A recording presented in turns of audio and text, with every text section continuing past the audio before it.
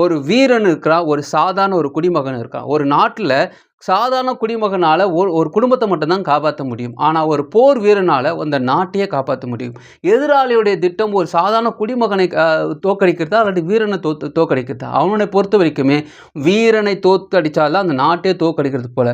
அப்போ உங்களுடைய வாழ்க்கையில ஏன் இது டார்கெட் பண்ணி உங்களுக்கு பிரச்சனை வந்திருக்குன்னா, நீங்கள் ஒரு வீரன். இவ்வளோ பிரச்சனை ஒரு மனுஷன்கிட்ட வருதுன்னா, இவ்வளோ பிரச்சனையை தாங்கி இவ்வளோ தூரம் நீங்க நிற்கிறீங்கன்னா, சாதாரண விஷயம் கிடையாது. உங்களுடைய பிரச்சனையில ஒரு 10% வேற யார்ட்ட இருந்தாங்கன்னா, வேற தவறான முடிவுலாம் எடுத்துட்டு இருப்பாங்க. அது நல்ல ஒரு ஸ்ட்ராங்கான ஒரு விஷயத்துல நீங்க இருக்கிறீங்க. ஆனா, இப்போ உங்ககிட்ட விரக்தி வந்ததுனால, நீங்க முடக்கப்பட்டு இருக்கிறீங்க. ஓட வேண்டிய இடத்துல நீங்க உட்கார்ந்துட்டு இருக்கீங்க. சண்டை போட வேண்டிய இடத்துல நீங்க உட்கார்ந்துட்டு இருக்கீங்க. முடியலன்னு உட்கார்ந்துட்டு இருக்கீங்க. நடக்காதுன்னு உட்கார்ந்துட்டு இருக்கீங்க. காரணம் என்னன்னு பார்த்தீங்கன்னா, உங்க மைண்ட் ஃபுல்லா விரக்தியால சூழப்பட்டு இருக்கிறது. உங்க வாழ்க்கையில எதுவுமே நடக்காதுன்றது போல உங்களை முடக்கி வைத்துக் கொண்டிருக்கிறார்கள். நீங்க எவ்வளவு பெரிய பலசாலியா இருக்கலாம். ஒரு பலசாலியை தாக்குறது நீங்க எத்தனை பேர் வந்தாலும் அடிச்சு போட்டுருவாரு. ஆனா அவர் மைண்ட்ல குடும்பத்துல ஏதாவது ஒரு தப்பான ஒரு விஷயம் யாராவது சொல்லிட்டாங்கன்னா, மனசு நொந்து போயிட்டாருன்னா போதும். அவர் எவ்வளவு பெரிய பலசாலியா இருந்தாலும் சரி நொந்து போயிடுவார்.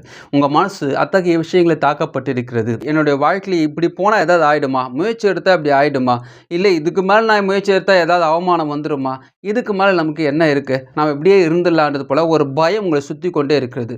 இந்த காலி பெருங்காய டப்பா சொல்லுவாங்களா, அந்த பெருங்காய டப்பால ஒண்ணுமே இருக்காது. ஆனா அவ்வளோ ஸ்மெல் இருக்கும்.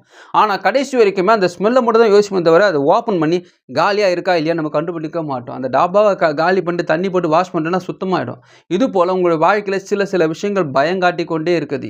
உன் வாழ்க்கை இப்படியே தான் ஆயிடும். இதுக்கு மேல இந்த எல்லை மீறி போகாத, அந்த எல்லை மீறி போகாத, இதுக்கு மேல சிந்திக்காத, உனக்கு இந்த வாய்ப்பெல்லாம் வாய்ப்பே இல்லை. உங்களுக்கு வந்து ஒரு 17,000 தான் சம்பளம், 50,000 தான் வருது. அதுக்கு மேல போக வாய்ப்பே கிடையாது. நீ முட்டி மோதினாலும் உனக்கு இதுக்கு மேல ஒரு வீடு வாங்கணும்னு நீ நினைச்சு கூட பார்க்காத, ஒரு கார் வாங்கணும்னு நினைச்சு கூட பார்க்காத, நகை வாங்கணும்னு நினைச்சு கூட பார்க்காத, இந்த கடன் அடைய நினைச்சு கூட பார்க்காத. கடைசி வரைக்கும் நீ கடனாளியா தான் இருக்க வேண்டும் என்று உங்களுக்கு ஒரு பயத்தை காட்டி ஒரு சூழ்ந்து உங்கள் இடத்துல வச்சிருக்காப்ல. ஒரு குக்கர் பாத்திரம் உங்ககிட்ட இருக்கு. அந்த குக்கர்ல நீங்களே சமைக்கலாம். உங்களுக்கு பிடிச்சதை நீங்க சமைக்கலாம். ஆனா அது சமைக்காதபடிக்கு அது காலியா வச்சிருக்கீங்க. யாரோ சமைச்ச விஷயத்த வச்சு நீங்க சாப்பிட்டுட்டு இருக்கீங்க. யாரோ சமைச்சு போடுவாங்க. அதை வச்சு சாப்பிட்டு இருக்கீங்க. அது என்ன இருக்கோ போதும்பா. எனக்கெல்லாம் இந்த பிரியாணிலாம் கிடைக்காது. இப்போதைக்கு ஒரு ரசம் சாதம் கிடைக்குதா?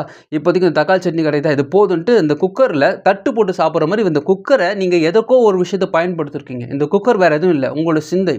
உங்கள் சிந்தையில நீங்கள் பிடித்தமானதை செய்ய முடியும். உங்கள் சிந்தையிலே பிடித்தமானதை நீங்கள் எண்ண முடியும். அதற்கு வரைமுறையே கிடையாது. அதற்கு எந்த விதமான கட்டுப்பாடும் கிடையாது. நீங்கள் நல்லதை சிந்திக்கலாம். யாருங்க கட்டுப்பாடு பண்ணணும்? இதெல்லாம் சிந்திக்காது, அப்படியே நடக்காது, நீங்க அப்படியே நினைக்காத. யாராவது சொன்னாங்கன்னா அவங்க தவறான வழியில் நடத்துறாங்க யோசிங்க. உங்கள் சிந்தை கடவுளால் உருவாக்கப்பட்டது. இந்த வீடியோ பார்க்குற நீங்க ஏதோ சாதாரணமான ஒரு விஷயத்தை நீங்க பார்க்கல. கடவுள் திட்டம் இல்லாமல் யாரும் இது போல விஷயங்களை கேட்க முடியாது.